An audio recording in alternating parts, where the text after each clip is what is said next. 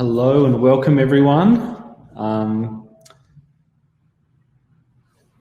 My name's Rohit and I'll be running you through this, this webinar on how to do a digital audit of your business. While we're waiting though, I'm just going to bring up a slide. If you can hop into chat and tell us a little bit about yourself. Maybe say hello to everyone in the chat while we're waiting. We'll give everyone just a minute or two to kind of settle in and get used to Webinar Jam's kind of chat tool and get ready.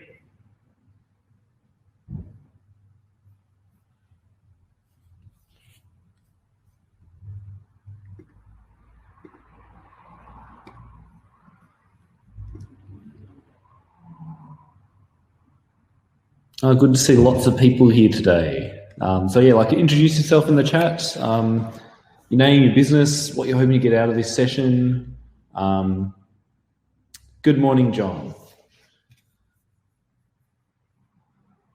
And we'll get started really soon.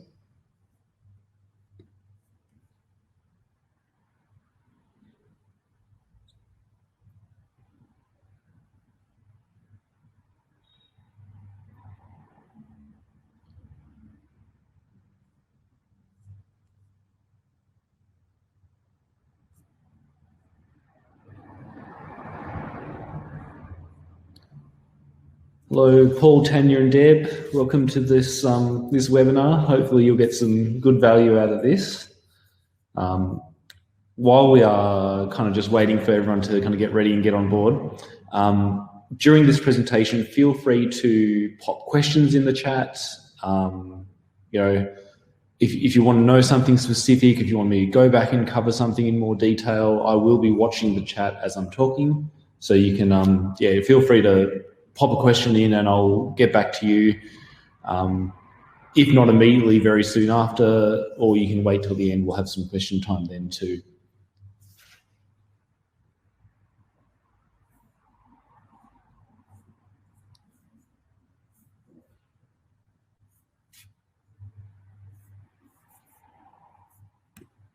All right.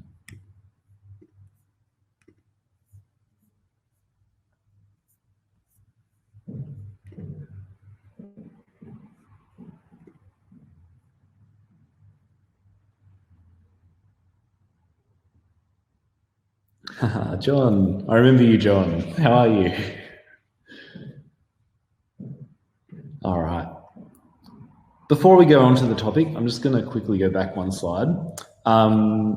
Just to remind you that there is mentoring included in I guess your ASBAS Digital Solutions program. So if you haven't taken advantage of it, I recommend doing it. We've done it ourselves for our business, and we got really good value out of it, and it's unbelievably cheap. Obviously, part of the program is free, and then if you need extra hours, it's $25, which is nothing really. So make use of that, and hey John, and yeah, like I said, I strongly recommend it. It's an amazing value, and it gives you access to some great people with great skills who can really help your business.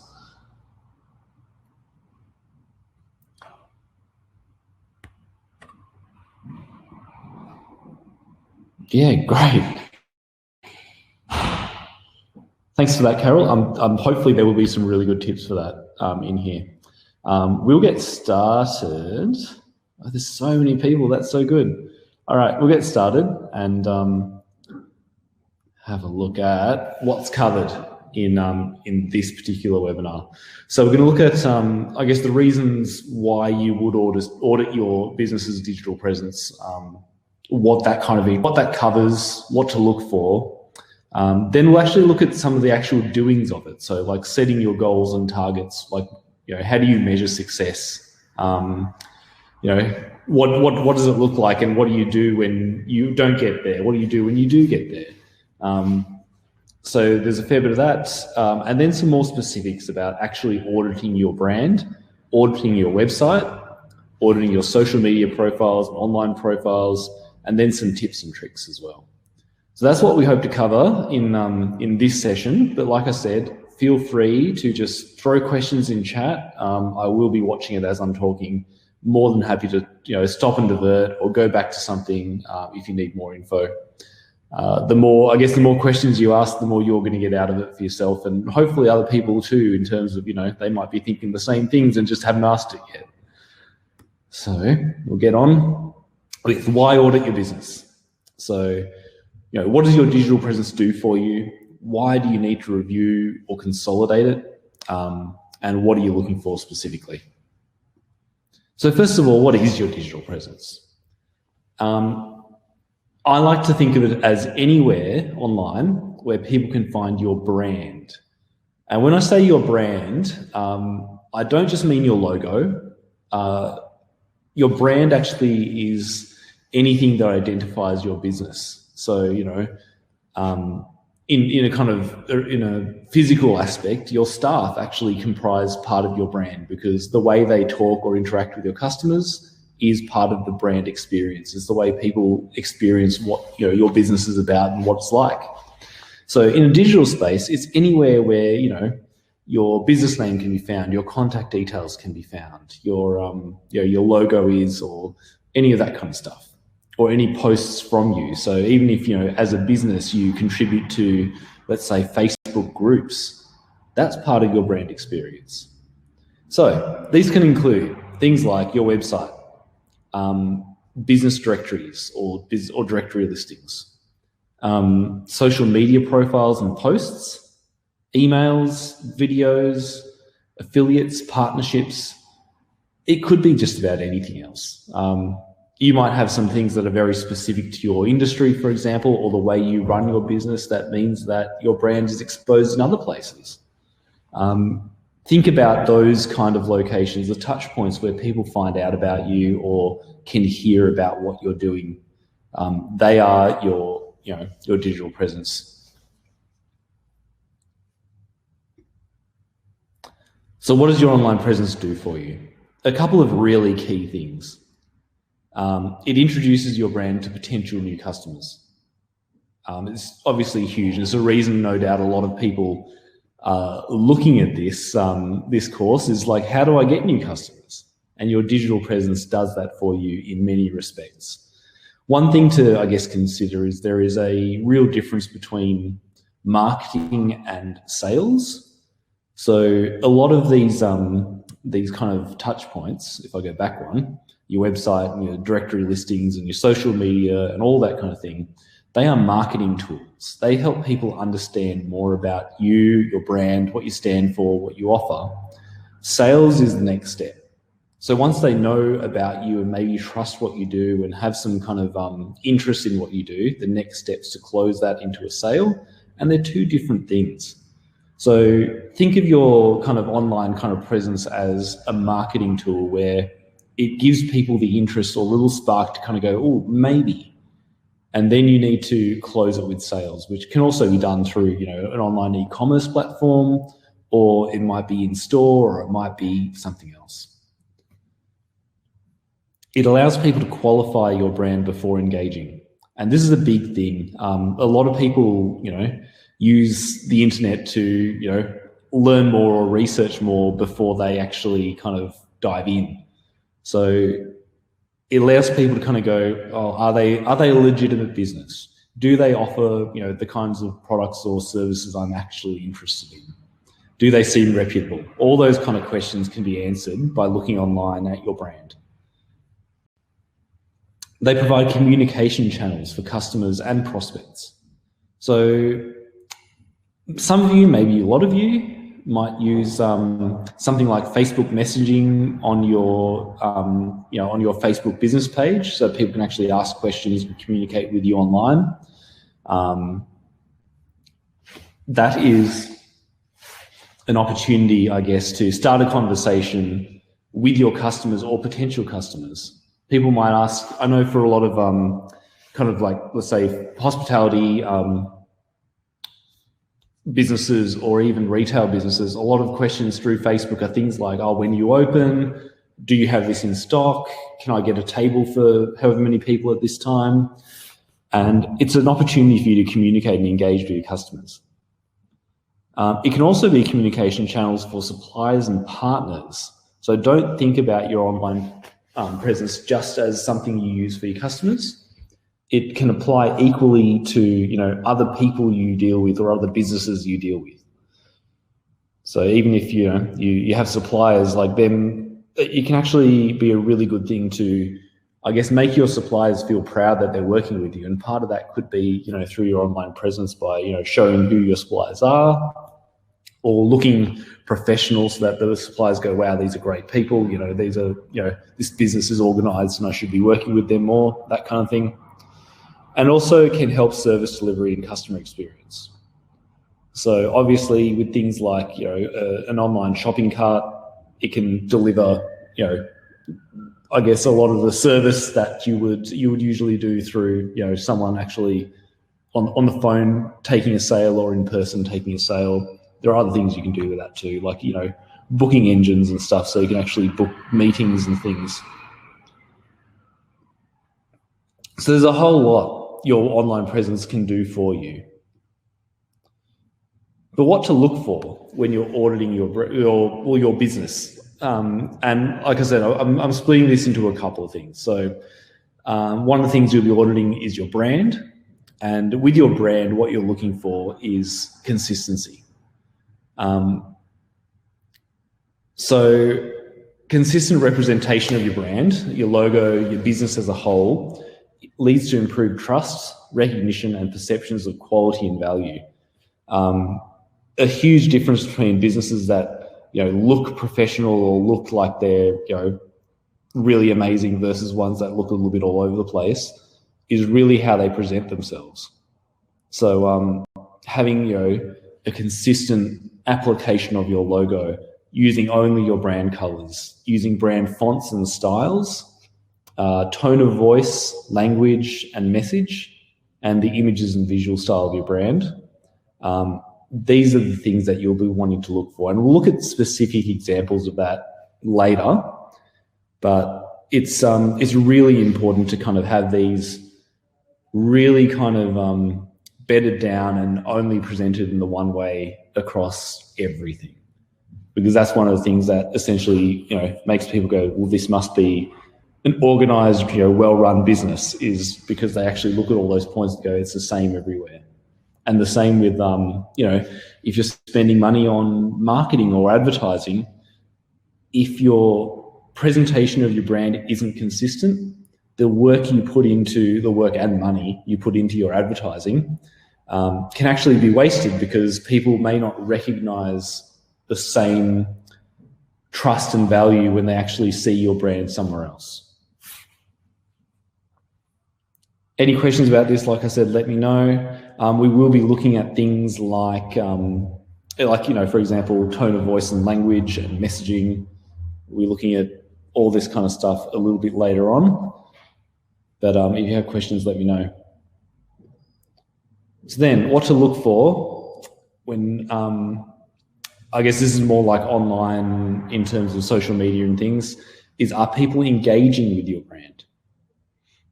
So an engaged audience is more likely to consume your content, including your brand and marketing messages, and lead to sales. So what we're looking for is, are people doing things on the places where your brand is situated? So for example, are they visiting your website? Are they inquiring on your website? Are they purchasing? Are they downloading brochures? Whatever it is your website does for them. Are you getting social media likes and shares and comments? Are people clicking through from your directory listings? And are you getting mentions in the media if you're doing like advertising or PR work?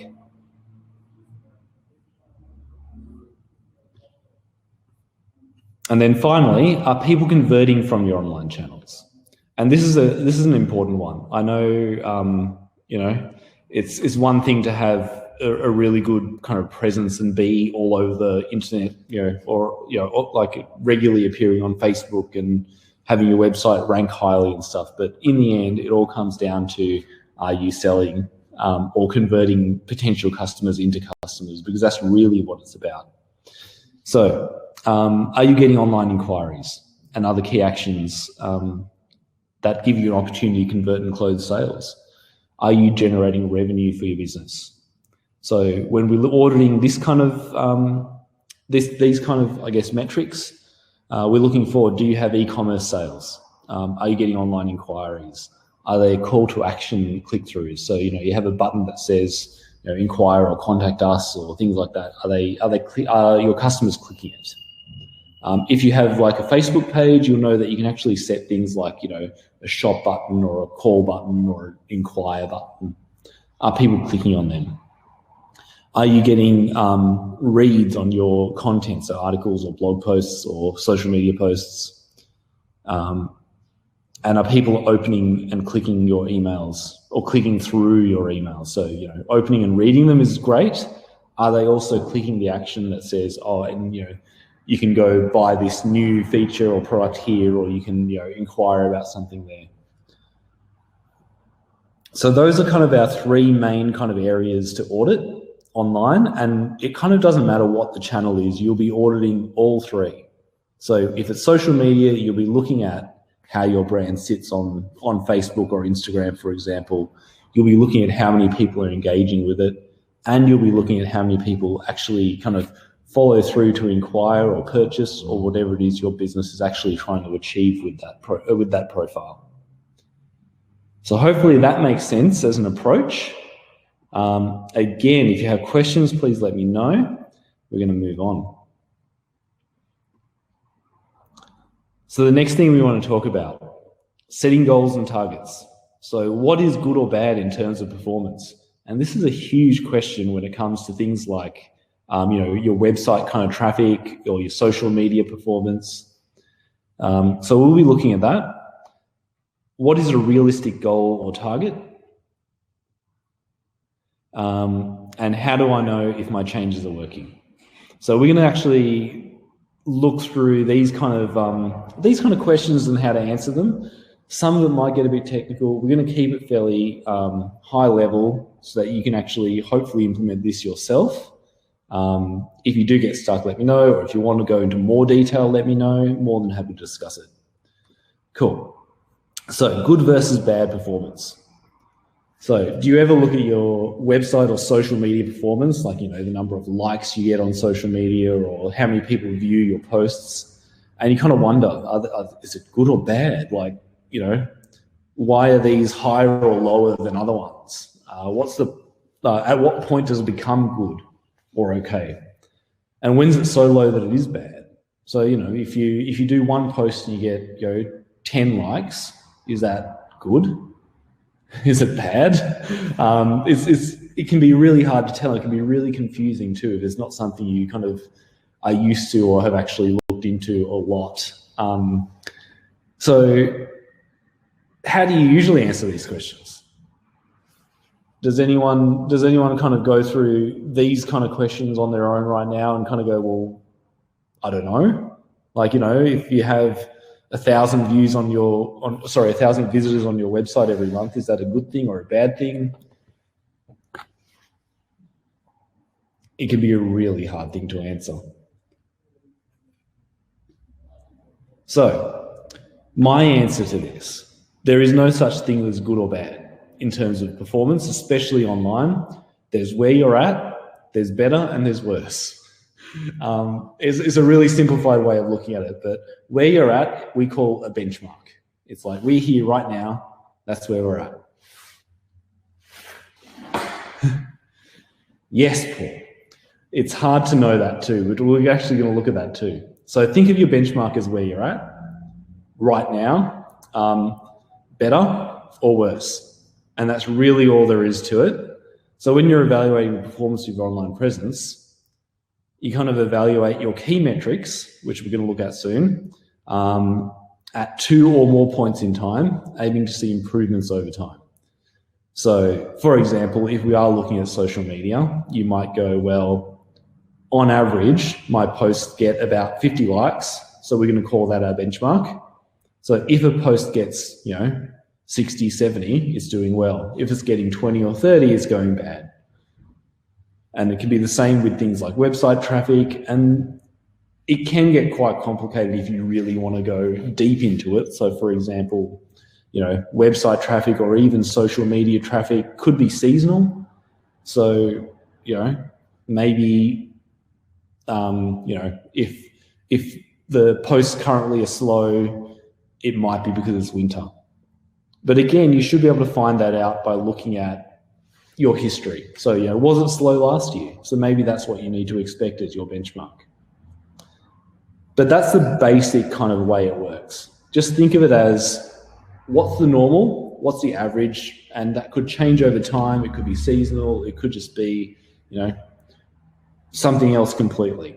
But try and have this is what I usually achieve, so that's normal, and then you've got better or worse.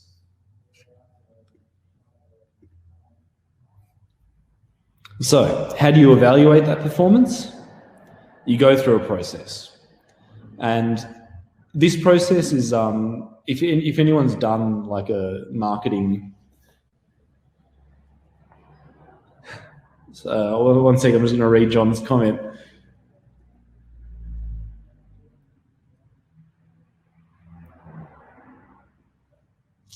So John's got a good question. So there are Instagram accounts with lots of followers, but the engagement's low. Would they use the same or similar performance assessment thought process? So they should. And again, it depends on whether they're hoping to improve that engagement or not. But if they're trying to improve it, it's the same process. They've got however many followers. They want more of those followers engaging.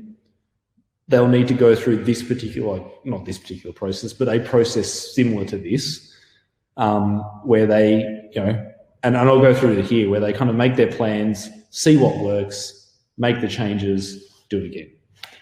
So the process that I would suggest everyone follows, and it's probably a variation that anyone would follow, especially in marketing. So you think about what plans you have to improve your key metrics. So for example, we'll go with Instagram, like John's kind of posted. Let's say you've got lots of actual followers, but not much engagement. So your key metrics are your likes and comments and shares. So you think about what's going to actually give you more likes and comments and shares. You then evaluate which plans will give you the best outcomes for your budget and available resources. So for example, maybe video. High quality video is going to get you a whole lot more engagement on things like Facebook and Instagram, but you don't have the budget for it. So maybe that's not what you're going to go for. You might do something else to begin with. Then you record your benchmark and target values, execute your plans and collect data, and then you evaluate the results and plan the next steps. So you will get these slides, I believe, towards the end of the week. So you will have this little checklist to go through too. This is how I evaluate most marketing campaigns that I work on, including SEO, and I'd recommend going through that process. But what I've got here is a couple of a little example of how you'd go through this process. So at the very first step, we're gonna make our plans. So I want to improve my engagement on social media. Not many people seem to see/respond to my posts. It's a common problem, especially with I guess the current social media algorithms, where they only show a percentage of your existing, kind of audience, your posts, and depending on their response, they then start showing it to more. There's a real risk that, if you got 1,000 followers and your posts don't get a lot of engagement, you might only get like 100 people actually seeing it, let alone, engaging with it. So how do you actually get it seen and responded by more of your followers? So what am I actually going to look at? The number of views, the number of likes, the number of comments, the number of shares, and click-throughs. These are my marks of engagement. First of all, do people see it? Second of all, are they liking, commenting, sharing? Are they clicking on it to actually go through to my website? You can definitely overpost. Deb, do all company followers and LinkedIn see my posts? Definitely not, Katrina. All the social media channels have moved to a model where not everyone sees your posts. There would be exceptions for this if you have an extremely engaged audience. So let's say you have 100, let's say with LinkedIn, you have 500 connections. If you post something and 400 and something people respond, chances are every single person in your connections will see it and other people will see it too. If you got 500 connections and 2 people respond, chances are not many people are going to see it. And it's because social media, so all the social media channels, including LinkedIn, go through that process of showing it to a subset of your audience and gauging the response. If it seems popular, it'll start showing it to more and more. So these are my metrics. These are what I'm going to measure. And these are all measurable. You can look at the number of post views, the number of likes, the number of comments, number of shares, number of click-throughs. So my ideas. So I've heard that video content gets more engagement.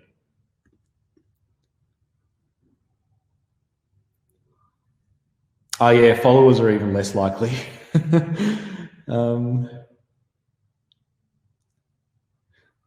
So Carol, that's a good question. So, or a good comment. Yeah, so someone said that you need to, have your social media, like have posts on your social media feeds 20 times a day. That's an outdated approach, and it was kind of a reactionary approach to this whole problem of not everyone seeing your posts. So the idea was you essentially flood the channel with posts so that at some point someone will see something. A better long-term approach is to get better engagements that more people see every post. And again, you run into those problems like I think Deb was mentioning, where it's like, someone sees too many of your posts and then you start losing your audience from it. So these are my ideas. So more do try video.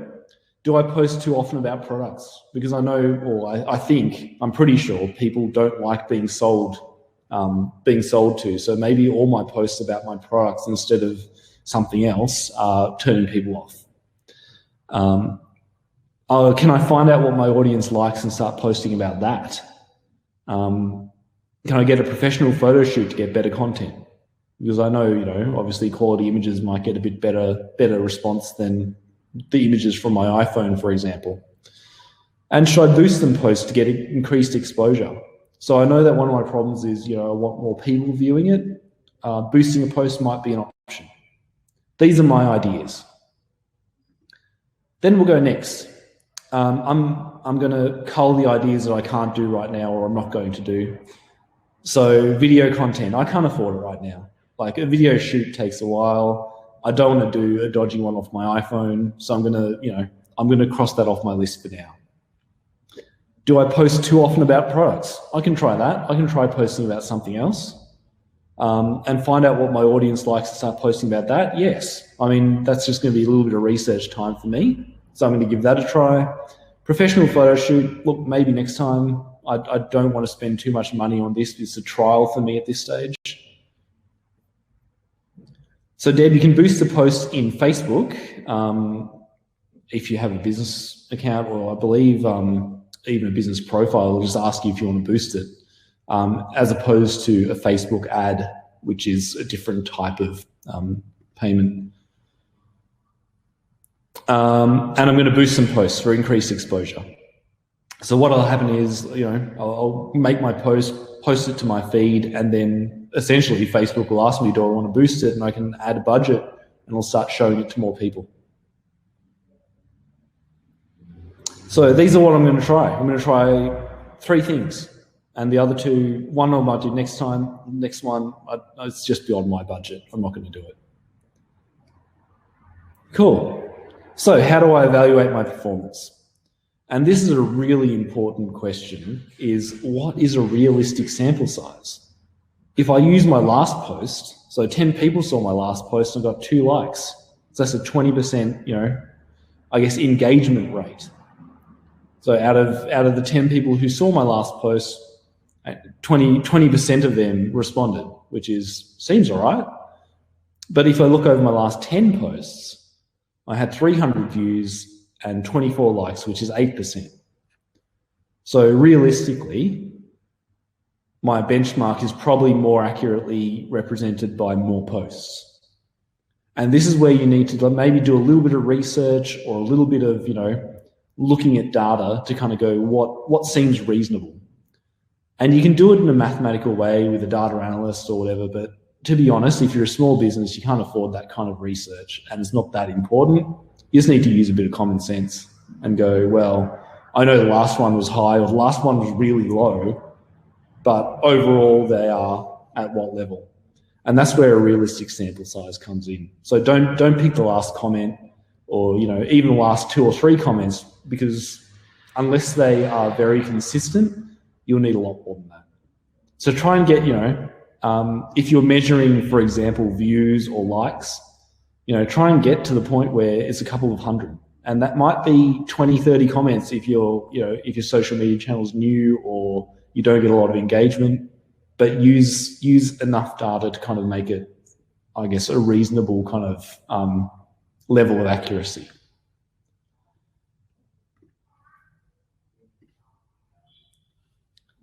Next thing, we set a time period. How long will it take to get the kind of data you need? So let's say from the slide before, it was 10 posts, gave me 300 views and 24 likes, and I was happy with that. Yeah, for sure. It's a method of kind of interacting back. So if someone comments on your business post, Katrina, sorry, just in case anyone's not looking at the comments, Katrina's put a post. Should the company like people's comments? So, for example, someone posts on a post that someone comments on a post you've made.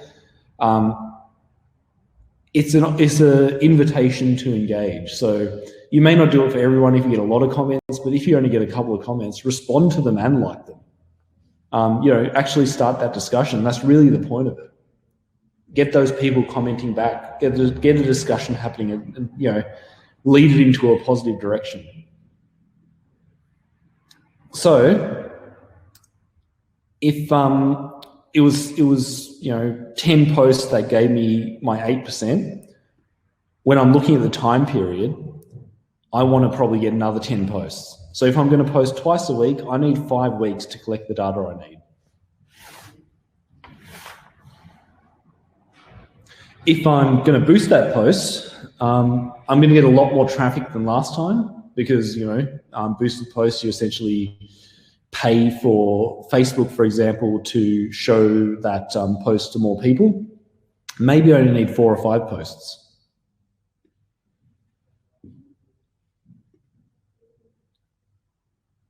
Let's go next.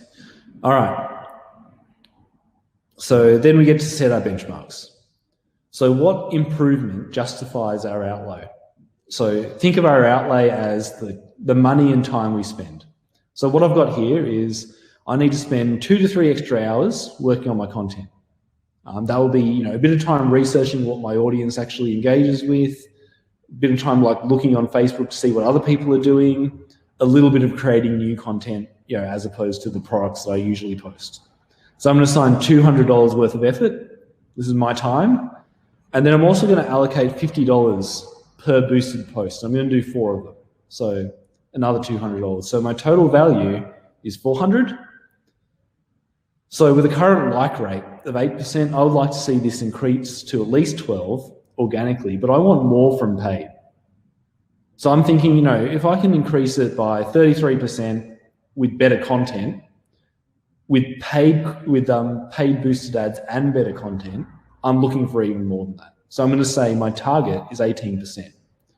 Why 18%? Because I feel that will pay me back for the $400 that I've spent on this campaign.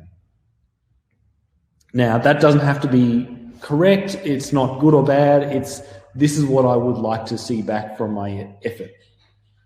It can be different for you. You might expect more, you might expect less.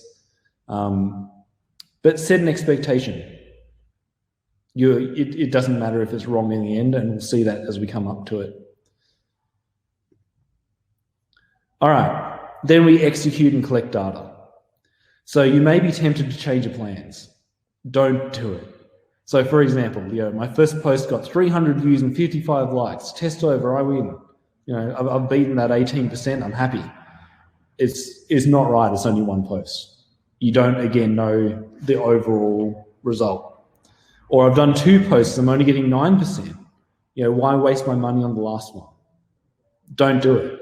Go through the whole process, because you need that sample size to actually get the full picture of how things are going.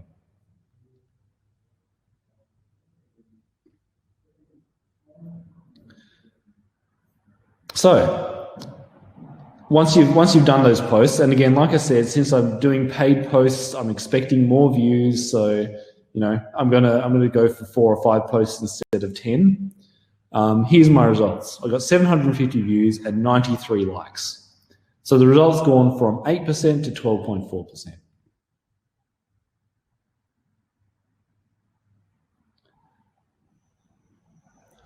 That will be different. So Deb's got a question here. For people who open, or look at a post that's been boosted and then follow, that again is going to come down to that combination of who you're targeting and what the message is from your brand, and it'll be different for everyone. So, for example, some of you might be starting in a position where your engagement rate with your post is much higher than 12%. Some of you might be starting at a much lower percentage than that. It's really very unique, because your business and your audience is unique. So there is no average across the industry, and that's kind of what this is really about. You're kind of benchmarking yourself. You're saying, what does my audience do? What does my audience respond to? It doesn't matter what your competitor's audience responds to, because they're not the same people. Some of them might be the same people, but overall it's a unique set of people, and your business is unique and it's separate from your competitors too. So yeah, I'd advise steering away from what an industry average is or what your competitor's average is. Look at your audience and what they respond to as an average. So anyway, I've got 12.4%. Technically, that's not a success for my campaign. But realistically, it was a lot to learn from. So for example, the outcomes are that it wasn't as effective as I thought, but they did improve my performance. So moving forward, what can I do? I can continue to focus on my audience's interests and keep product posts down to once a month, so 1 in 8 posts. Reduce paid posts to 1 per 1 to 2 weeks, because I know it doesn't really kind of pay to the levels that I was hoping, and just see what gets a good response before boosting them. So test it out with my existing audience first, and if it's doing well, then boost it. And then next time I'm going to trial better photography, and then I'm actually going to cut a video clip out of that, so it's all still imagery that's moving, and that way I don't have to actually get proper video production. And I'm going to give that a go next time. But as you can see, what happens is this then rolls into the start of the process again, where I'm going to go back to here, where you're again making your plans, trying to evaluate. You get to set some, Deb's asking in Facebook, when you do boost a post, does Facebook select the boost viewers? You have options, so you can actually let them decide for you, and they'll do it based on who engages with the post already. Or you can set demographic information, like where they are physically, age groups, things like that, interests. So what happens is it becomes a cyclic kind of process where you then go, well, this worked and that didn't work. I'm going to now try this. I'm going to stop doing that.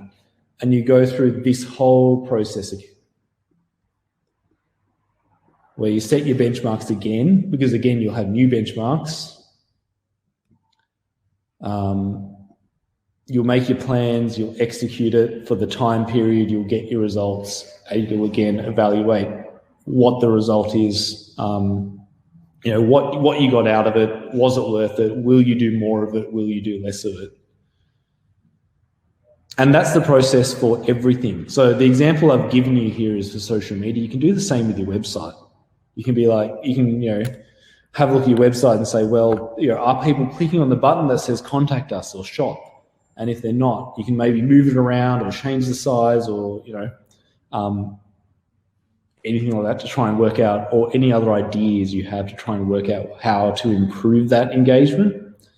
And then execute that, measure it, and make some decisions from there. You can do all sorts of things, John. So John suggested maybe we need to do things like split testing to get more accurate learnings. Split testing is the same as this, but it lets you do a few variations at once.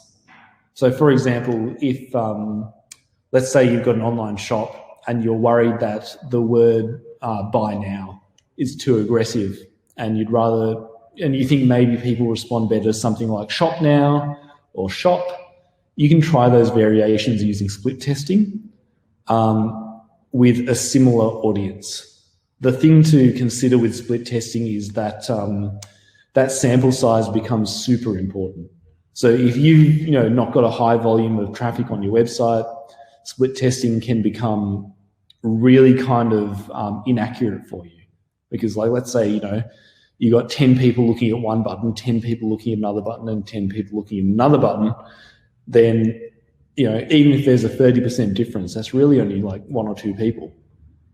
So it's, it can be quite inaccurate if your numbers are low.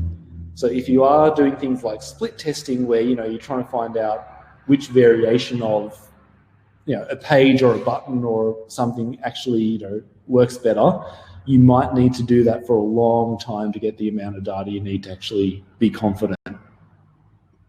You can probably look online too if you're really interested in it on statistical confidence kind of measurements, where it can actually kind of say based on the number of kind of data sets you have or the number of customers' data you've collected, you can be this sure that the result is right. What you will find is even when the numbers are in their hundreds, chances are the percentage that you can be confident of is like in the 90s or something. So small numbers can be very inaccurate. All right, so we're going to now look at auditing your online presence with some specific things. So like auditing your brand, your website, your social media. And again, like I said, feel free to ask questions.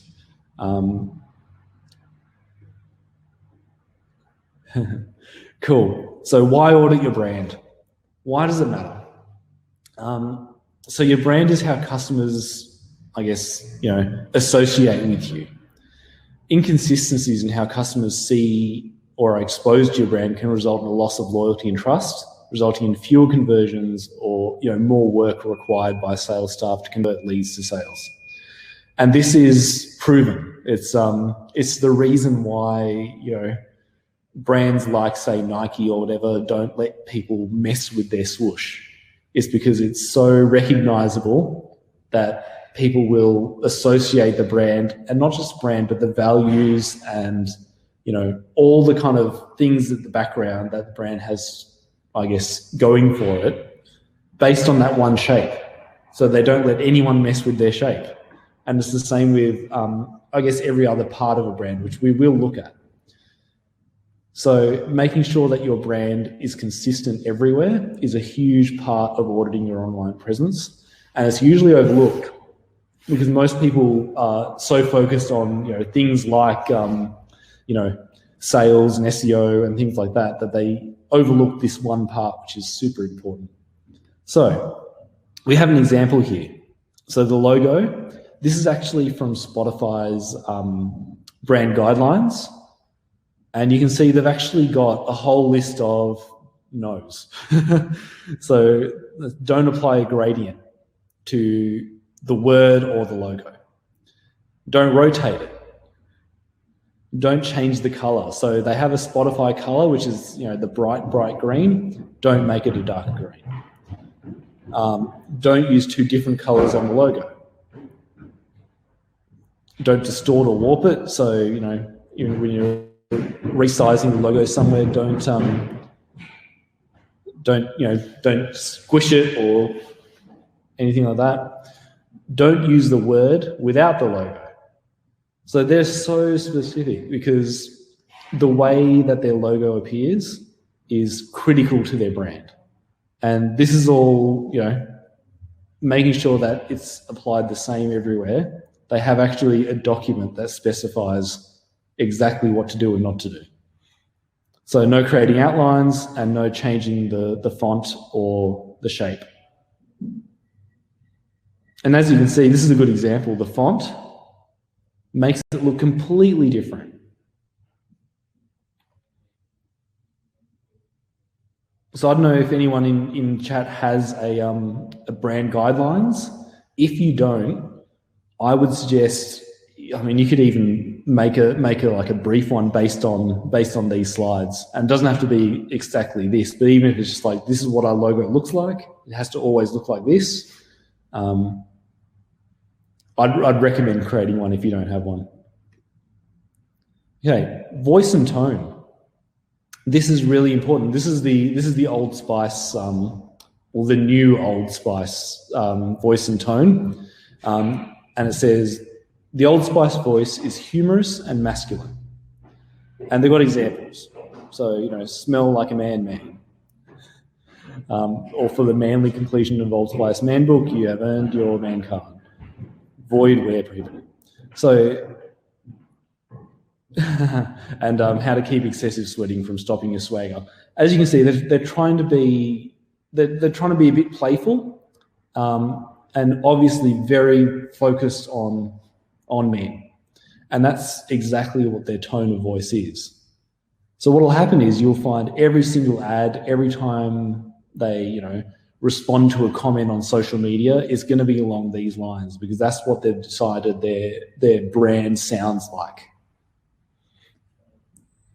I have to say, I don't particularly like it, but that's what they've decided. Anyway, having a consistent voice and the tone is part of that consistency that makes people recognize the brand and kind of understand that they're dealing with the same brand. And again, this is something that is worth documenting, because your brand voice is handled by potentially a lot of people. So, for example, it is a text on your website. Who wrote that? It's your social media posts. If you've got an agency writing your social media posts, or, you know, a social media coordinator doing it for you, are they writing it in the same tone of voice that your brand, you know, sticks to? And the same with, you know, everything else, you know, flyers and emails and all that kind of stuff, including, you know, if people come into the store, or if you have a physical store and talk to someone, what is the tone of voice? It doesn't mean they have to change the way they speak, but it just means the kind of things they say can be tweaked to that tone if your customer service staff understand that that is the tone that the brand uses.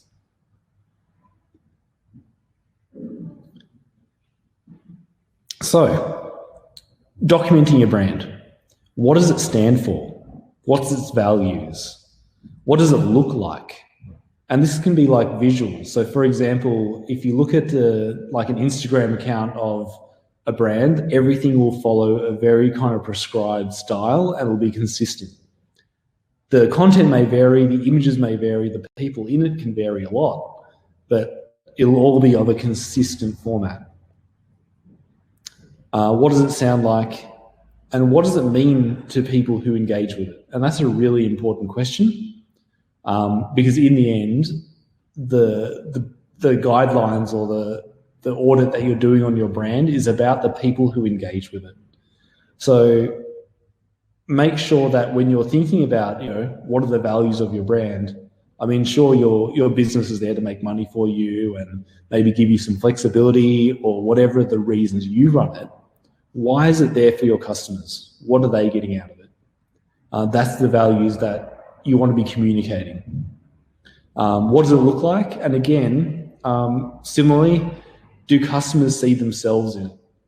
if your imagery is, again, all about, and I've seen, I have to say, I have seen this, especially with SEO, which I find really weird.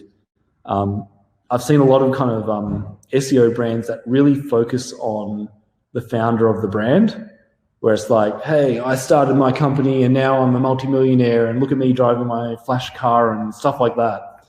And it really doesn't speak to the people that they're marketing to. So it's really all about themselves. Whereas if you speak to your audience, who might be more about, can I increase my sales without paying for advertising? Like, what kind of person does that look like? Because I guarantee you they're not driving a Lamborghini. So what is, where do you, I guess, where's your customer see themselves in your imagery?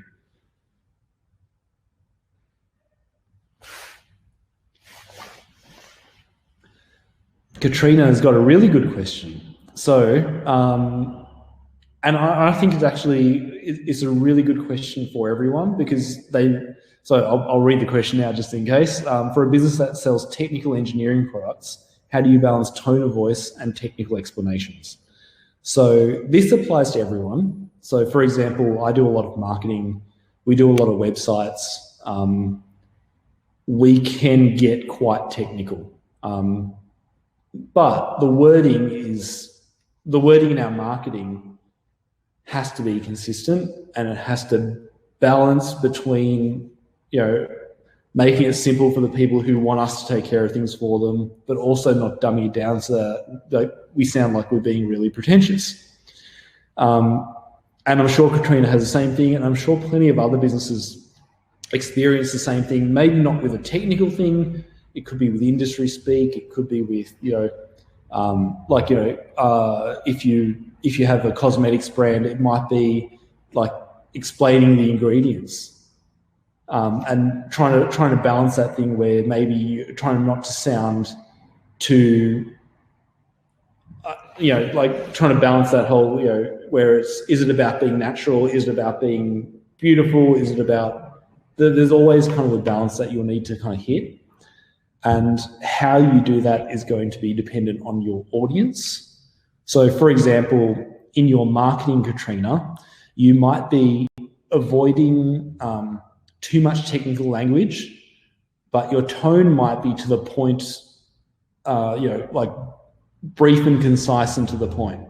So what happens is you don't use a lot of technical jargon in your marketing. That might be something that you provide in, specification sheets and the details when you're actually engaging with someone. But instead, to kind of show that you are technically knowledgeable and to the point, and you don't mess around and you know what you're talking about, your tone of voice on your marketing is very kind of professional and accurate and brief. So, so that rather than having to talk about specific details of engineering products, you can actually, in the way you speak, show people that you're efficient with your words and you communicate really clearly and effectively without adding the technical jargon into it. So that's where the tone of voice could actually help with that, where you kind of communicate that ability to communicate really concisely without actually having to go into the technical speak. But that's something you'll also want to try out with, or you'll think about really with your audience. So for example, if your audience are all engineers who buy these products, then maybe you do need to add a little bit more of the actual technical speak in there so that they don't have to, I guess, work around the words. Because if it's something that your audience completely understands, go for it. And that's where, again, you need to really think about your audience in your tone of voice as well as everything else, like I've said here. Hopefully that explains that a little bit. Happy to discuss that more too, actually. It's a really good point. And that's why, it's that's why it's worth looking at your audience each time. And if you can kind of speak in a way that they relate to, you're going to get a lot further with them. All right. So for your website, there's some kind of really good ways of auditing your website, And it's a lot to do with, like I said, that engagement, that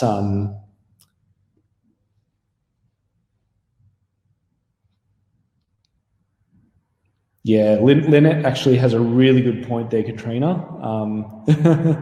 Yeah, I definitely recommend what Lynette's suggesting there. Clearly, you have some experience writing for businesses, which is fantastic. So for your website, a lot of people will want to focus on sales, because a lot of people think of their website or use their website to generate leads and sales. But there's a whole range of things you want to check. So, for example, how many people do visit? Do they visit important areas? So, for example, we had a customer who actually does building and renovations, and we did a little bit of an audit of their website using Google Analytics, and we found that their customers, or actually their website visitors, only look at their projects. So the About Us, the Contact Us, the services, they don't even look at. Everyone goes to look at their beautiful kind of finished homes that they display on their website. And then when it comes to actually engaging them, it's more those pictures of beautiful homes is what inspires them to go, well, I'll get something like them. So it was a really kind of good finding. So yeah, do they visit your important areas? Bounces, what are they? If anyone doesn't know, website bounces are when someone visits a website. So for example, they land on your homepage, or they've searched for something on Google and arrived at your website, and then they don't go anywhere else. So they stop at that page and then leave. And that could be something immediate. They could just land on the page and go away straight away. They could land on the page, read it, and then go away. But if they don't click through to any other pages, it's called a bounce. And they tend to be bad because it suggests a lack of engagement. So, if someone visits one page of your website, let's say your homepage, and doesn't go on to your services page, or if you have an online shop, doesn't look at any products, it's usually an indication that they are not engaged. Is it on brand? So if you remember, just a slide or two ago, we covered what your brand is. So, does your website talk about the values or the things that it stands for? Does it look like your brand? Does it sound like your brand? Is your logos and your colors right? Is your fonts exactly the same as your brand? Are people completing key actions? So this can be a lot of things. So for a lot of companies, it might be things like downloading brochures. It could be reading blog articles or something like that. They're usually key things that kind of indicate that people are interested. So if I again go back to my, I guess my example of the builder that we're working with, if people are looking at specific projects, then that's probably a key action. It's them saying, "Oh wow, I'm really interested in this," or "I value the type of finishes and builds that this person does." Then where do people leave the site before converting? This is a really big one for shopping sites. I'm sure you've all probably heard the term of abandoned carts. When people add products to a cart is a clear indication that they are interested. So for example, that would be a key action. If they leave the website without checking out, then that's something you really want to audit. You want to kind of understand why that's happening, how many people are doing it, what you can do to reduce that. And then, is your website SEO friendly? Is another key thing to audit on your website. So remember that as much as I've got things like, the stats, which are numbers based, there are also things that you want to check on your website, like, is the wording right? Does it sound like us? Does it look like us? Is it consistent? Do people kind of look from page to page and go, "Oh my God, I don't even know if this is the same website," it does happen to some people.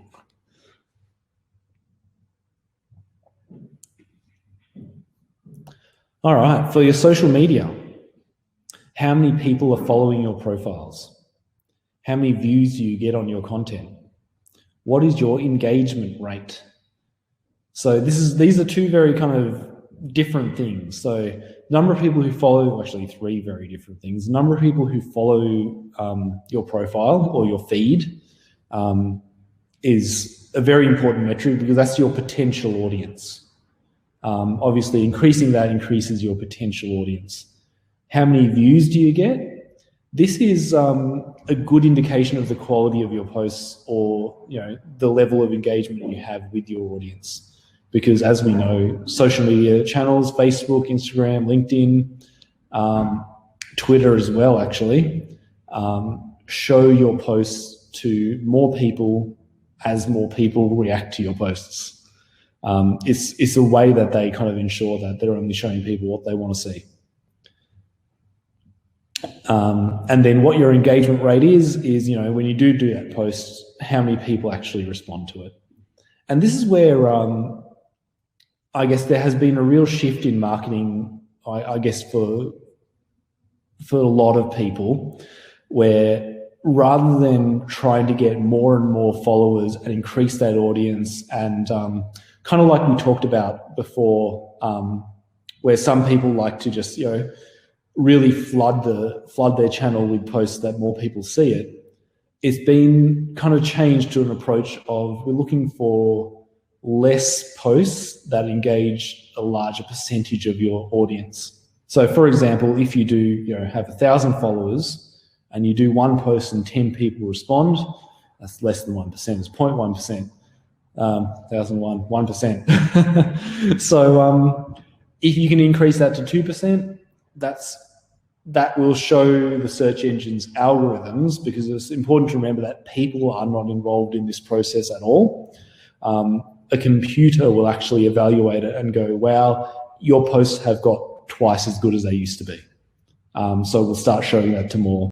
And if you do that consistently, that program will keep showing it to more and more and more, to the point where you can get that 1% up to like a 10% or a 12% or a 30%, as long as the content is being engaged with. So your engagement rate is something that you really need to evaluate. And again, look at that process that we went through earlier, where you're looking at what can I do to improve that engagement rate? Here's my plan. Benchmark it, execute it, measure it, and make some decisions based on the results. And do people follow through from your social media channels to sales? This isn't always easy to measure. And it's always important to remember that it doesn't have to be a direct click through. So think about it in terms of I might engage with a business online purely because I like their content. And then I will go directly to their website, or even a walk-in store, or, if they have suppliers, go to, let's say it's shoes. Recently, I've been really interested in ASBAS sneakers, who've had a range of Simpsons-themed shoes. If anyone knows the Simpsons, I'm sure some of you are probably old enough like me to know this. So they have like a crusty burger coloured ASBAS sneaker and a flaming Moe's coloured ASBAS sneaker, and they look amazing. I haven't bought them through online media because while I'm looking at those pictures on, say, Facebook or Instagram, I'm not in the mood for buying.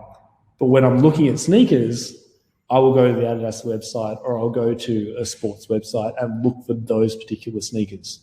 So it may not be that easy to measure, but especially if you're doing it with the process that we've taken, you do an ad campaign, and then suddenly that particular product starts selling through your resellers or through your physical store, you know that campaign's working. So John's got a post too in chat. Organic reach has become more limited, I believe. Would you say that paid social media and boosting is very important for businesses that want to grow the audience as quickly as possible? I would say if you're starting from low engagement, you will want to pay for either boosting or advertising. Probably boosting in the case of Facebook, because they will boost your regular posts, whereas advertising, I guess Facebook ads are a different type of post. It will really kind of speed up the process. Unfortunately, I want to say, ideally, in an ideal world, as soon as you start getting better engagement, you'll start getting a lot more followers very quickly. But the reality isn't the case. So if you are starting from, I guess, a low engagement where you've got a lot of followers and not many people comment on your posts, you may want to consider boosting some posts to get that kind of built up a lot faster. But that has to be done alongside improving the content or your other kind of techniques for improving engagement. If you have a decent following, you may not need to. Like, for example, if you already get 30-40% of your people reacting to a post, you can probably just stick to organically. But it's very rare to get people to do that. If you do achieve those kind of numbers, though, it just means that your audience is super engaged, and that's really the outcome you're looking for. Whether it's in terms of you can look at it in terms of how much exposure can I get, but in reality, what you're looking to do is, are my customers or my potential customers actually interested in discussion or learning about me or engaging with the business? So the outcome's really the same. It's probably just a matter of, if you start low, it's either a long path to get, a lot of engagement, or you boost it. All right. So a couple of tips and tricks, and then we'll move on to some questions and answers if you still have them. So my first tip, and it's a huge one, is to set up, if you haven't already got it, or optimize your Google My Business profile.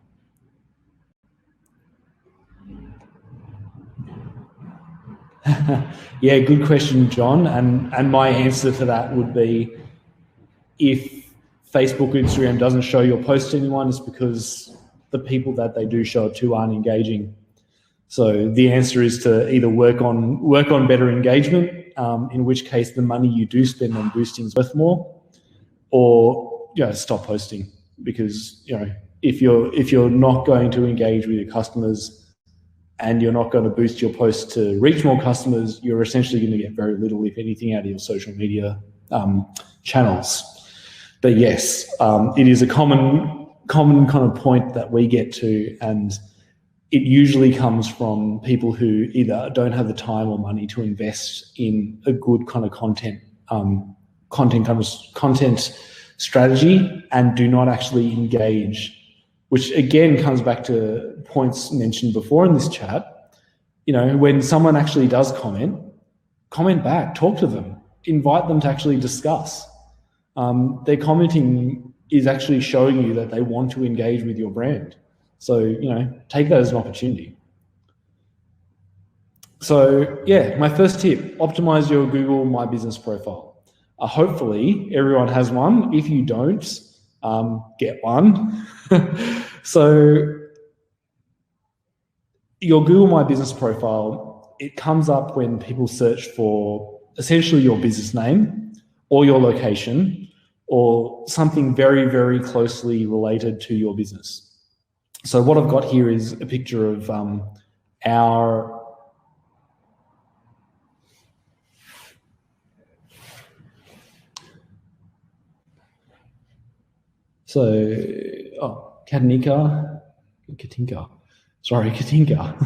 I was under the impression that boosting posts is a little like throwing money at Facebook. It can be. So Katinka's got a good point. And it again follows on from what John was saying. A lot of people have this issue where it's like boosting a post, you get a lot more views and no one engages still, and it doesn't actually lead to more followers, it doesn't lead to more, engagement, and it doesn't lead to sales. And the answer there is the content is either not right for the audience or not right at all. So I'd suggest, again, boosting posts is not something that works on its own. It's got to be done alongside, better improving your content or actually engaging with customers or developing content that does actually, I guess, cause people to react and engage positively with your brand. It's not a fix-all. You can't just go, all right, I'll pay for it and then I'll get more traffic and it'll be great. It doesn't happen that way. Dev had a question. So Google My Business Profile, the logo kind of doesn't look right because of the shape. So the logo here, like we've got, so our business is called Good Hands. We've got the logo there in that kind of black circle. You might need to, again, look at logos. And this is something that I guess we do branding. We do logos that work in a square layout, in a rectangle sideways. And that's usually to accommodate things like, the rectangle works for the top of a website banner, for example, and the square layout works for social media. You might want to, create variations of your logo, but there's a way to. So if you log into your My Business account, you actually change that logo, but you'll need to actually design one. Seems that there's a lot of interest in Google My Business profiles. So Paul, locations. So there's a couple of options, and the same with Susan and Michelle too, actually. They all kind of come down to the same thing. So when you set up your Google profile, you need to set up an address. So you can see our address here is 7 High Street. That's because we have a physical location that people come to. If you don't have that, let's say, you run from home, or you basically ship out of a warehouse and you don't have a physical store location, there's a setting when you actually set up your address, and it's also in Google My Business, where you tick a box that says something like, we deliver to people at their location. You can tick that box and also confirm that you don't want to show your address at the same time, and you can specify the locations that you service. So we're doing that for another business at the moment, where they service a number of kind of suburbs or regions around the northwest of Melbourne. So we specified a service area as opposed to just a single address. So you can do that. They'll answer, hopefully, all your questions. The 1.5 hours is not quite as easy, but you're just going to have to specify different regions. Paul. Having a faked address can actually cause issues. What I'd recommend is actually setting up your real address and then setting that service area. In fact, I think I might see if I can find one. I've got an example of one, I think.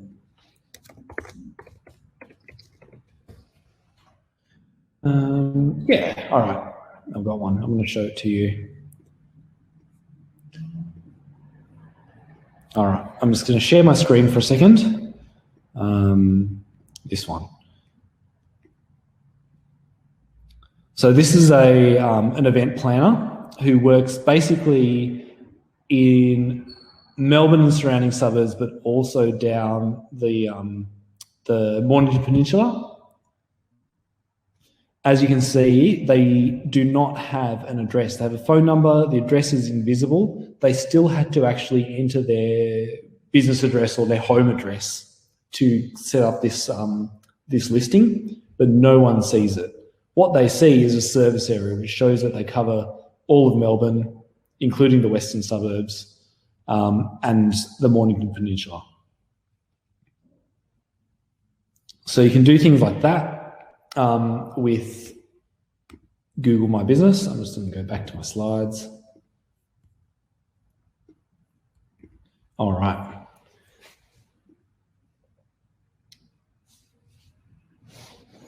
Yeah, it doesn't take, yeah, it's not that hard to set up. It's just one little area there. You have to tick that you deliver your service or products to people at their locations.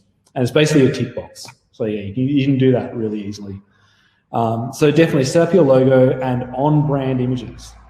So there is a space you can see here where it says see photos. You can actually upload a bunch of photos, make sure they're on brand. And it might be yourself, it might be your staff, it might be your store, it might be your products, just that people get an idea of what your business is about. Set your location or geographic coverage. Like I said, you don't have to have an address. Your contact info, including your phone. Get reviews. If anyone doesn't, it's a really good thing to do. What you can do is you can actually log into your Google My Business account, and it will give you a link which you can send on to your customers.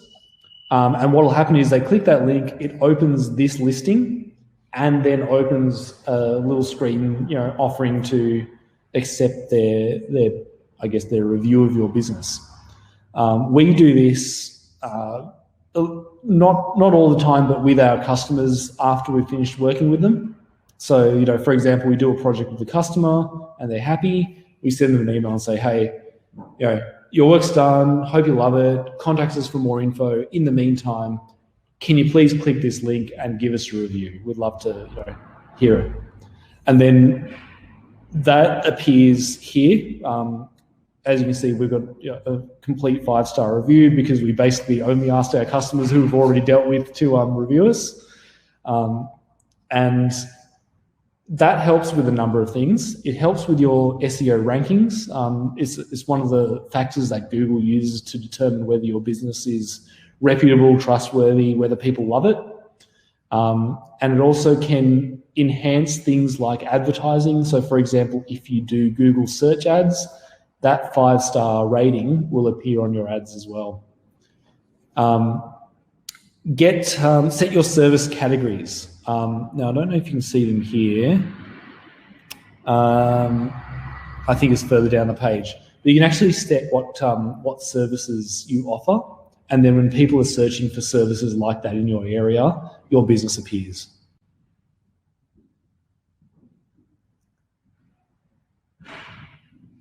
John, I think you have to actually ask them to do both, unfortunately. Bad luck. So John's asked, can you kind of combine Google customer reviews after sales with Google business reviews? And I believe you have to actually ask your customers to do both separately. And then also set your opening hours, especially if you have a physical location. It can really help people kind of plan themselves. Sorry, John. But yeah, Google business profiles are huge. Often if we've got a new customer, let's say a customer with a brand new website, so they've got no history, one of the easiest ways to get them ranking on Google is to build them a business profile, because they start ranking within a very short time. If they don't have a business profile, it can take months. So definitely, it is proven to add value to your SEO rankings. So definitely make use of it. Any more questions about the Google My Business profile, let me know. But yeah, add as much information as you possibly can because it's super valuable. The only downside is, I believe, you still have to get that postcard from Google, and half the time it doesn't arrive. So it can be quite a headache to do. All right, survey your customers. A big mistake in branding is telling your customers what they should think or value about your brand. Ask your customers, your suppliers, your partners, everyone who engages with you about what the brand means to them. So we used to be, last year we went through a brand kind of name change. So we used to be the Trio agency, and we had some feedback from customers, I guess, during the sales process, that some people were like, oh, you're too expensive, or I don't really want what you offer, or things like that. And we were kind of surprised because like, well, these are things we do offer and we're not that expensive. And when we actually discussed it with them, a lot of them were like, wow, you're not expensive. So we actually did a survey of our customers about kind of like what they think about our brand. And a lot of the feedback came back that the name agency kind of had some, I guess, some preconceptions for them. So for example, some of them thought as an agency, we do things like flyers and business cards and things like that. And while we can, we don't really do it for our customers unless we're, you know, developing a whole brand for them. Other people thought we only do digital, so we do websites and apps and nothing else. And that really wasn't the truth either. So we kind of realized that our brand name wasn't speaking to the value of our customers. So instead, we've updated, we actually did a questionnaire again to our customers about what they do value about our brand and where they see, you know, where they see us fitting in with them. And it turned out that what they see us as like a partner or a guide or, you know, something like that. Someone that actually kind of helps them through every step of the process of, you know, launching their business, running their business, developing kind of sales points and things like that. So we changed to a consultancy because we basically, you know, people come to us for advice and direction as opposed to an agency. So that all came from a questionnaire and we've had amazing responses from it. So if you're going through this process, like, you know, of setting up a brand guidelines, auditing what your brand is, take the time to actually either ask some of your best customers, some of the people who know you the best, or, you know, if you have some repeat customers that you really kind of have developed a bit of a relationship with, ask them, so why did you choose your brand? You know, what do you like most about the business? What could be better about the experience? So, and again, be specific. Like, you're not asking, you know, what new products would you like? It's like, what is it about dealing with us that you love? What is it about dealing with us that you currently struggle with? Where have you seen us? If you had to describe us to someone else, what would you say? And it was actually that last question that we asked a lot of our customers. And that was where our new business name, Good Hands, came from. We asked them, we said, oh, you know, if you had to describe our business to someone new, what would you say? And all of them said variations of, our business is in good hands, you know, we feel like we're being looked after, things like that. And that was where we then said, oh, well, we should probably change our name to describe that a bit more accurately. So definitely survey your customers because it is your existing customers or your best customers that, I guess, really understand the value of your brand. You might just need to put some effort into helping them articulate it. All right, Google Analytics. It's not just for website visits. It's one of those common things where I'm sure not many, if any of you actually look at Google Analytics, or if you do, chances are you don't really look at all the things you could be looking at. And it might be something you don't do that often, or you only do in relation to this whole process of deciding what you're going to do, benchmarking it, evaluating it, and, you know, revising your decisions. But it's something that's worth considering. Google Analytics will track your visits, how many people visit your website, what pages they look at, but it'll also be able to, you know, tell you how much of your social media engagement flows through onto your website. It can measure things like email campaign click-throughs. It can measure how often people come back to your website. It can give you some limited demographic information too. So has anyone ever looked at their, I guess, Google advertising preferences? It actually has a whole lot of information, which I'll show you in a second. But aside from the demographic information, it can actually track app usage. So if you do have an app, Google Analytics can also give you data on what areas of your app people are using, how they're using it, how often they're using it, things like that. And it can even import information like offline conversions and other actions.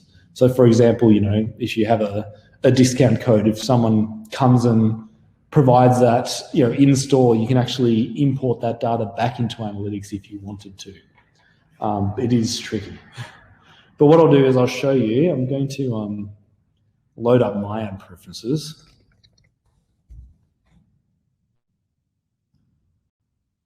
All right, and I'll share this screen.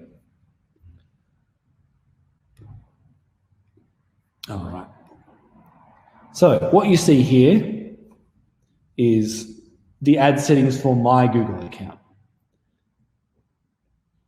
And this is the information Google has on me based on my search history and whatever else is collected on me.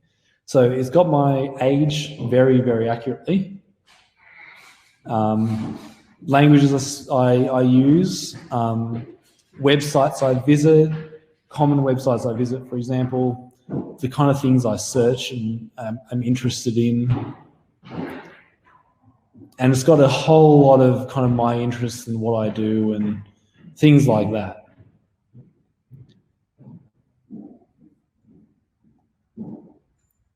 And everyone has one of these. So this is one of the ways that Google actually targets you with advertising. So using Google Analytics, people who visit your website can, Google can actually provide some of that demographic information, what their interests are, how old they are, their gender, where they are roughly at the time of searching. They can provide that in Google Analytics for you. You just have to turn it on.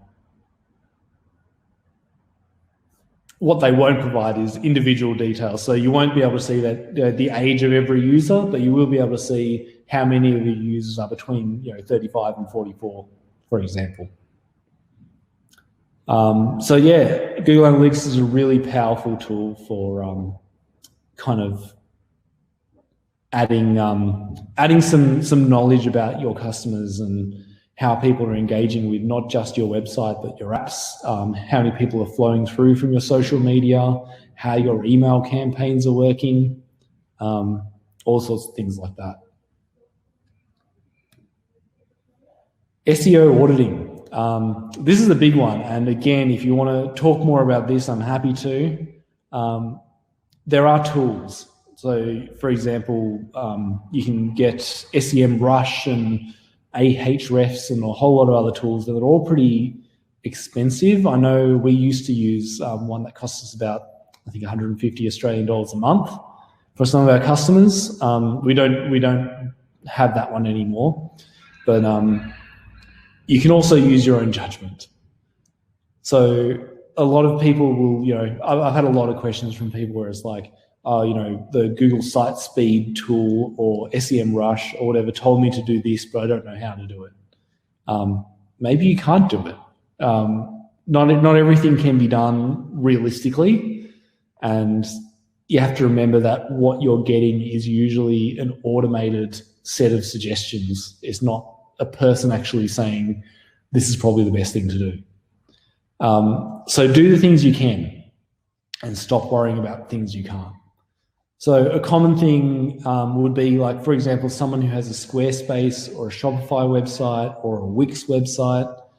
A lot of the suggestions from, like, say, Google Page Speed Insights or like those automated SEO tools are really kind of technical and have everything to do with how the code's laid out and created. You can't edit that. So I guess the answer for people who have those kind of websites, it's beyond your control, so don't worry about it. If you can edit it, even like, for example, let's say you have a WordPress website, in which case you have complete control over the code, or at least your web developer does, you can probably do everything. But then there is also the question of the cost versus the benefit. So if your web developer has to spend 30 hours making sure every little bit of code meets Google's page speed insight requirements, are you going to actually get the speed increase and the extra kind of customers to pay for all that development time? So you don't have to do the whole thing. What you should focus on, and focus on it in this particular order, is my website accessible? So the question is, if someone, actually kind of opens your website in a browser, and this applies exactly the same to search engine spiders, or the tools that search engines use to find and look at the content on your website. Can they read it? So if a person lands on your website, is all the words there, or are the words actually, like, for example, and I don't see it very often anymore, there has been websites where the words are actually stored in images so that the layout stays the same. Those words are unreadable. So if someone has a text reader, for example, or if we're looking at a search engine which cannot read an image, that text has no meaning because it's in an image. So is all your words in text that's actually kind of readable? Do animations or things overlap the text so you can't see it? It's important that the words are visible. It's important that the layout's kind of clean and readable. That's what it means to be accessible. Is, if you click on a link, does it go to the right page, for example? That's being accessible. Once your website's accessible, so think about this, you've checked that there's nothing blocking people or search engines from reading your words. Links all go to the right pages. There are no broken links, for example, none of the kind of, this page wasn't found kind of issues. The next thing to think about is my content relevant? And this is where a lot of people can actually make big impacts on their SEO. It's the words, if your page or your business is all about a specific type of product, do the words match? So let's say I sell shoes. Do I actually have the word, or let's say I sell running shoes. Do I have the word running shoes as my heading? Do I have it in the content? Do I have it in the meta tags, which is the words that get sent to search engines and social media channels when you do that? When you paste a link and it has the preview of your page with the picture and the words, they come from meta tags. So is the words on the headings and the text and the meta tags relevant to what you're actually talking about? And again, I wouldn't go too deep into all the variations that you could have. Search engines are amazingly good at understanding, I guess, synonyms and I guess the various ways people can describe the very same things. So go for what you think makes more sense to a reader or a person, and you'll get a better result that way, because when people actually land on the page, it's not going to be confusing. Like again, using that kind of shoes example, if you know that some people write the word sneakers and some people write the word runners and some people write the word something else, don't put them all on the page. Pick one and stick with it, because as soon as someone lands on that page and they see all those words everywhere, it becomes confusing. And in the end, as much as you want people arriving at your website, the more important, I guess, factor is that when people are on your website, they're comfortable, they understand, they see the value, and they move through to actually complete the purchase or the inquiry or whatever it is you want them to do.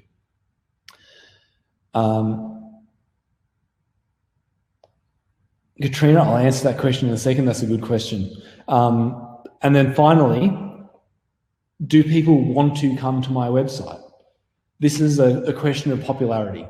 So again, you can have a completely inaccessible website, like something that's completely private and no one can see it, but if the whole world is going there regularly, it's going to rank really highly. And a good example of that was Facebook before it went public. You could type the word face into Google and Facebook would come up. All of its content at the time was completely behind a password. So Google had no access to the Facebook content, but Google knew that so many people kept going to that website because everyone's searching for, anything that started with face ended up going to Facebook, that Google started suggesting it to people. It's like you type in the word face, Facebook. Surely that's where you want to go. And the result of that was purely popularity. So to some extent, the way to get ranked highly for a particular word or phrase is to be the answer to that word or phrase. And that's really hard to do. And that's got a lot to do with kind of branding and popularity and, having that kind of exposure to a huge number of people as opposed to the actual kind of technical words and codes behind your website. Because in the end, that's really all that matters. Search engines just want to show people what they want. So if you make sure you are what they want, search engines will show more people your website. So Katrina had a good question. We're planning a new website and we're considering Wix due to its low cost. We've used Weebly and WordPress previously. Will it limit our SEO? The answer is yes. But again, in what way is probably the big question here. So Wix is 5-6 years ago was not very SEO friendly. They have improved by leaps and bounds. But the only thing that Wix kind of limits you in is that very first kind of section, is the website accessible? So for example, maybe the way Wix actually codes their website is not ideal according to Google or the SEM tools. It is readable. So you don't have to worry about is it accessible. It is completely readable by search engines, and we know this because plenty of other Wix websites are found on search engines. What Wix cannot do, or where you will be limited, are the kind of code changes or the server-based changes where you don't control it because Wix controls it. You're just going to have to accept that it doesn't work that way. But having said that, chances are when you had your WordPress website, were you changing things on the server? Probably not, right? So even with a WordPress website, you weren't limited, but you probably weren't using it. So, we need to, I guess it's worth considering that the freedom of choice with, say, something like WordPress or Weebly, where you control the code a bit more, doesn't actually mean you're going to implement it. So I wouldn't worry too much about the kind of code behind Wix. Squarespace is better, I have to say. I prefer Squarespace as a website. Where you will want to make the changes is the meta tags, the headings, the content to make the content relevant, and then getting people to actually engage and like and use your website so that it becomes popular. But Carol's got a good point, and I'm going to say on a personal level, I prefer Squarespace to Wix. I know plenty of people who actually prefer Wix, but for me, Squarespace is better. It is slightly more expensive. I don't believe it's a whole lot more expensive either. But again, you got the ability to trial both, so give it a go. Any questions on this, let me know. Happy to field more SEO questions, more branding questions. Let me know what you want to talk about. Or if you have questions or thoughts or specific questions about your business, I'm more than happy to field them too.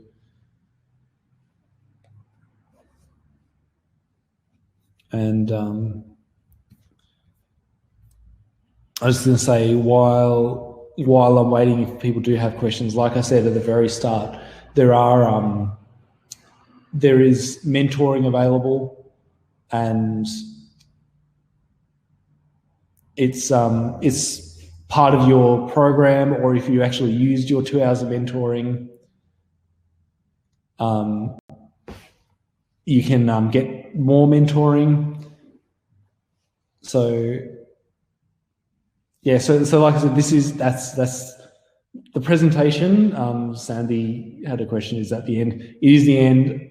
I'm more than happy to field questions or keep discussing other areas if people are interested. Tanya, Square Shop or Shopify? It depends. Shopify is way more complex but has way more features. So if you need to do like inventory management or you're handling a large number of products, Shopify might be better. And Shopify does have tools that will integrate to Square. Shopify also lets you edit the code quite a lot. So if you do have developers, it can really kind of contribute to, giving you a lot more freedom in how your website looks and feels and works. There you go. Would changing a Shopify theme affect SEO a lot? Yes, it will, John. Changing your Shopify theme will change all of the code on your pages. So it can impact that accessibility aspect of your website quite a bit. I'm just going to make sure I haven't missed any questions. Katrina uses Weebly a lot and it's easy to use. I think, Katrina, you would find Wix or Squarespace both easy to use. You might find Squarespace a bit more powerful. Yeah. Having said that, like I said, you will also find Squarespace a little bit more expensive. Yeah, so John, like I said, you would expect to see some change in your SEO from changing a theme. The question is how much, and you're not going to know until you do it. The main thing I would focus on though is, is that change of theme going to actually improve your website? If it does, if it improves your website experience for your customers, it's well worth doing regardless of the SEO, because the long-term result is that your SEO will be better. Yeah, so again, it's one of those things with SEO. A lot of people are really focused on the technical aspect of it. I would recommend focus on the people, because that will really solve all your problems. So yeah, so really think about it. Like if that theme's purely gonna, just make things a bit prettier for you, you don't think it's going to change anything, don't do it. If it's for customers, do it definitely. When switching to a new website, can you lose your SEO ranking significantly? A question from Katrina. Yes. So this is probably something that a lot of people ignore when changing websites. When you change your website, especially if you change what it's built on, chances are a lot of your website addresses change. So for example, let's say it's myshop.com, and myshop.com then has a contact page and it's called contact. So it'll be myshop.com/contact. Maybe your new website, the contact page is called contact us. So it's contact-us. That will be counted as a new page and contact disappears. So the thing you want to avoid when switching to a new website is having those old URLs disappear. So what we usually do for our customers is when we're about to switch a website, we get a copy of all their old website addresses and we do a little mapping exercise. So we kind of go, well, on the old website, this page is best represented by this new page. And then we do a redirect, which you might need your web developer, or if you have something like WordPress, you can use plugins to do the redirects for you, where it'll redirect an old address to a new address. What you want to do is do that mapping exercise where you map every old page that's disappearing to the most appropriate new page. And then when you go live, those redirects are also applied. There will still be some kind of, I guess, a short period of, things disappearing and appearing on search engine results pages. But in the long term, the value of your pages will transfer across if you're using a permanent redirect, which is something like I said, you might need to get your web developer or your server, I guess, maintenance person to do for you. So Ivy, you got a question. What is your recommendations for retail and beauty specialists, Squarespace or Shopify? It depends, Ivy. So I'd assume I don't know. You might be doing like a combination of products and services, maybe. Like, are you going to do, so service and retail? you might actually want to go for Squarespace. The reason being, Shopify is very, very kind of product focused. Selling services on Shopify is not quite as intuitive, whereas Squarespace is quite broad in the sense you could do both really easily, including things like you can get integrating booking engines into your website. Shopify is amazing when you have a large number of products, and I'm guessing you might have a few products and a few services, in which case a more generic kind of solution like Squarespace would be better for you. If the primary purpose of your website is an online store, Shopify is probably better for you. And again, like both offer a trial, so give it a go of both. But it sounds to me, Ivy, like Squarespace may be a better option, but give it a try. Do you eventually need to remove redirects? You do not. You can try. I mean, you may not require redirects in the long term. So, for example, you've changed your website and it's 2 years later. You may not require the redirects, but there's nothing hurting your website by having it there. So, if someone, for example, there's an old social media post that's still floating around that has your old address, rather than having to find it and delete it or find it and update it, you can just leave it. There's nothing against having redirects as long as they're permanent and as long as they're fairly static, I want to say. So it's not like you change your redirects every week, because that will cause all sorts of problems for you. But as long as it's a steady change, it'll be fine. I hope that answers that question. All right. If there's any other questions, ask them now. Otherwise, we will finish up there. Hopefully, you got some good value out of this. Like I said, the slides will be coming, and I believe towards the end of this, we'll get a link to a survey, which I'm just going to. Oh, there you go. Survey link's there now. So if you can complete that survey, we can. It'll be really handy because we can get some good feedback on, I guess, what you get out of these courses and how we can help you further moving forward. So Katrina, if you want to engage in mentoring service, I believe there is. I'm going to go back to one of my early slides. I'm going to see if I can. I wonder if I can choose which slide. I'm just going to go back to one of my first slides. I believe you can book it digitally if you've still got mentoring time available. I'm just going to stop this. Start? No. I'll keep going. All right.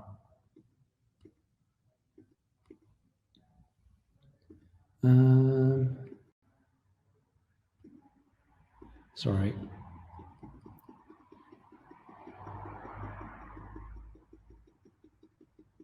We're almost there.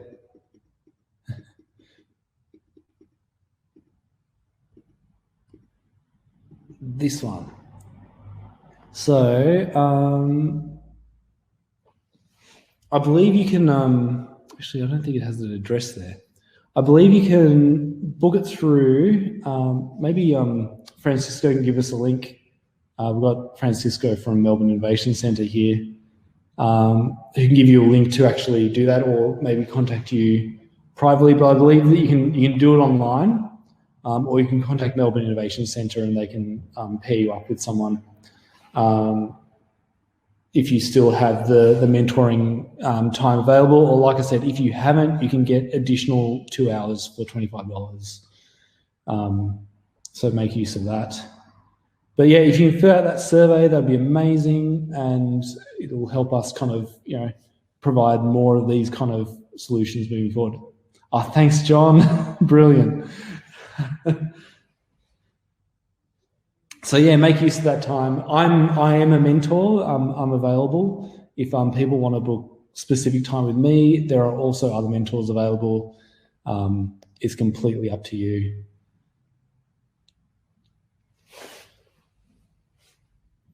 All right.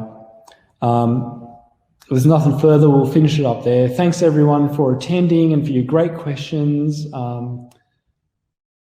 Best of luck. And a bit of an audit and start doing a bit of a continuous improvement process with the I guess the parts of your business digital. All right. Good luck everyone and take care.